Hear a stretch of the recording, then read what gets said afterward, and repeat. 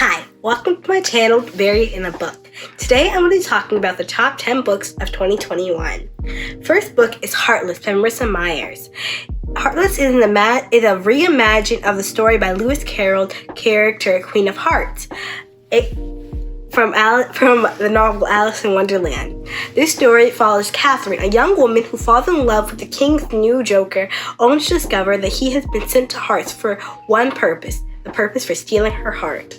This book was a very good book. I read it at the very beginning of the year, and which got me into my love of retellings. So, yeah.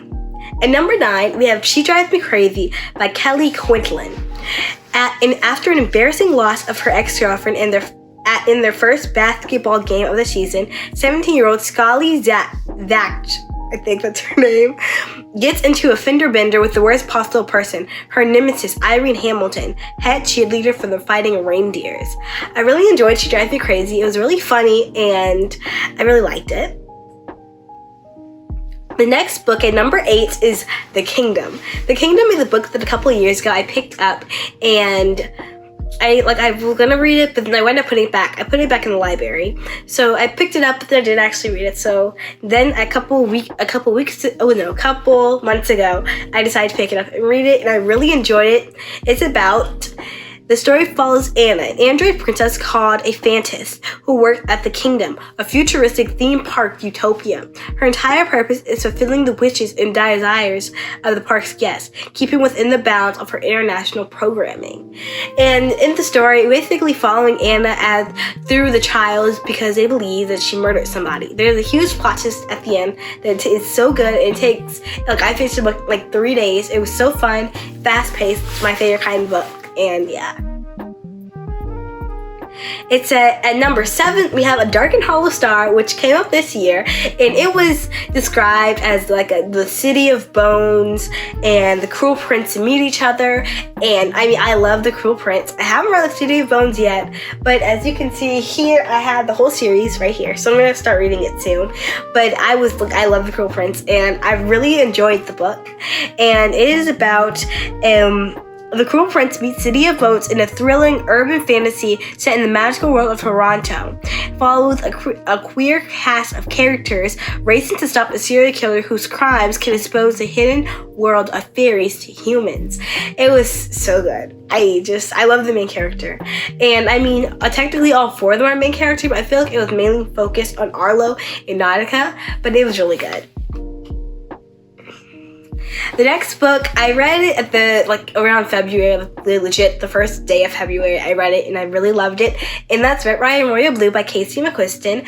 And I loved the book. And there's not even enough words to say how much I loved it. I know everybody who knows anybody who's been reading books or watching book talk videos or going on BookTube knows this book was everybody's favorite. And it was my number 6 favorite book of the year. At number 5, we have All This Time by Miki Dronte and Rachel Lemenkant. This story follows Kylie and Kimberly, having the perfect couple all through high school. But when Kimberly breaks up with him on the night of their graduation, Kyle's entire world upends. Literally, their car crashes. When he wakes, he has brain surgery. Kimberly is dead, and no one in his life could possibly understand. This book, I read at the very beginning of the year as well. I loved a lot of the books I read at the beginning of the year.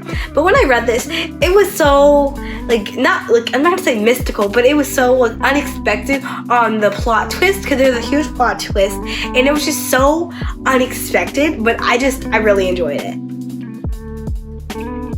The next book at number 4 maybe, is Opposite of Always. I love that book. There's not enough words to talk about how much I loved it. It's by Justin A. Reynolds, and it says, when Opposite of Always begins, high schooler Jack King is infatuated with his best friend's girl. He's a sweet, nerdy kid who's loyal to both of them. He never acts on his feelings. Then Jack meets Cakes, and they fall in love. But their relationship is doomed. And truly, the relationship is doomed, and it's just... I'm going to tell you a little bit more about the plot. The plot is basically Jack, he meets Kate, and they fall in love, and they meet, and they're together for 4 months, and then Kate mysteriously dies. then as he goes down to go to the hospital, let's see if she's still alive, even though I don't think her parents were alive about her being dead, he falls down the stairs and he wakes up and he's at the exact same staircase where he met Kate. And basically the whole book is about how he keeps reliving the 4 months of seeing Kate, trying to help her, trying to stop, and it's just this whole thing, and it's such a good book, very impactful, and it was sad. Next book is They Both Die in the End, and I love They Both Die in the End, and I mean, I hear a lot of people like, oh my god, it's so sad because they both died in the end, and honestly, I'm just like, it was so sad. They really did both die in the end, but I really enjoyed it. It's about, it says They Both Die in the End. It's a devastating, uplifting story about 4 people whose lives changed for the course of an unforgettable day. According to the book's synopsis, on September 5th, a little after midnight, death calls Mateo Torres and Rufus Immorial and give them bad news. They're going to die today. And I really loved the book, but it was just so sudden how Mateo died, how they were going good. The way that he died, it was like, really?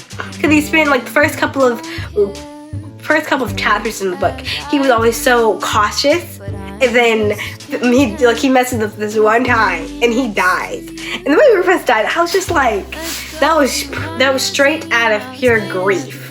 When he died. I mean, if you read the book, you understand. And I mean, I know that Book Talk is very famous, and if you know what Book Talk is, it is book TikTok, I guess. Anyway, this is my 3rd favorite book. So this book is Ace of Spades. It is my 2nd favorite book of the year. I loved it. It was so impactful and so scary to read at the same time, because it just had something about it that was it was so, I mean, if anyone's reading it, it came up this year.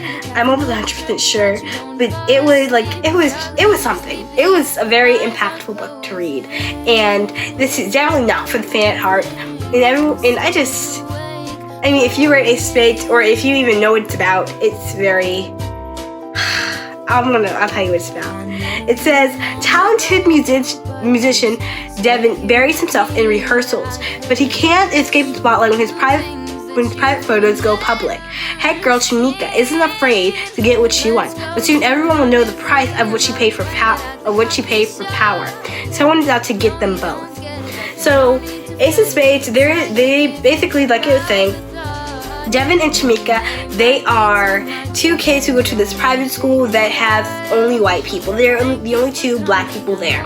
And when they're at this private school, basically on their senior year, there's this person named ACES comes and starts leaking things about them. Like, Shamika was a part of something that happened which resulted in a girl dying. And it basically starts leaking photo and images and videos of all of this stuff. And that's basically what the whole book is about, trying to figure out who's ACES, who's trying to ruin their life, and why. And you might think that's something petty, but at the end of it, the whole thing, it's just so. It was bad. But at number 1 is a book that I feel I read this before Ace of Spades, which is why it's my number 1. But if I had read Ace of Spades first, I would have definitely really enjoyed it, and it was very hard to put which one. But this book is called The Cost of Knowing by Brittany Morris, and it was something. The Cost of Knowing is about these 2 boys named, oh gosh, give me a second. It's about Alex and his brother Rufus, and no. Okay, it's about Alex, and basically whenever he touches something, he can see what's going to happen. One day he touches the picture and he sees that his brother dies. So now he's focused on trying to make sure that his brother does not die. And now he realizes that he cannot prevent it. He's trying to spend his last days with his brother, and it's just such a good book. And I know I keep saying it's a good book, but it's a very impactful read, and that is why it's on my number 1 book of the year. And I just want to have one honorable mention before we go, and it is about the book I read so far in this year. I read one book that I feel is going to be my number 1 favorite book, and I even created a whole page for it, and it's These Violent Delights. I don't know who hasn't heard about These Violent Delights, but These Violent Delights is a Romeo and Juliet retelling in 1920s. The book starts with 6 people ripping out their throats. Juliet, heir to the Scarlet Gang, and Roma, heir to the rival gang known as the White Flowers, will have to work together to put aside their history to stop the madness. In this book, it was something else. And look, I remember I got it in April of last year, and I remember it took me so long to get to it.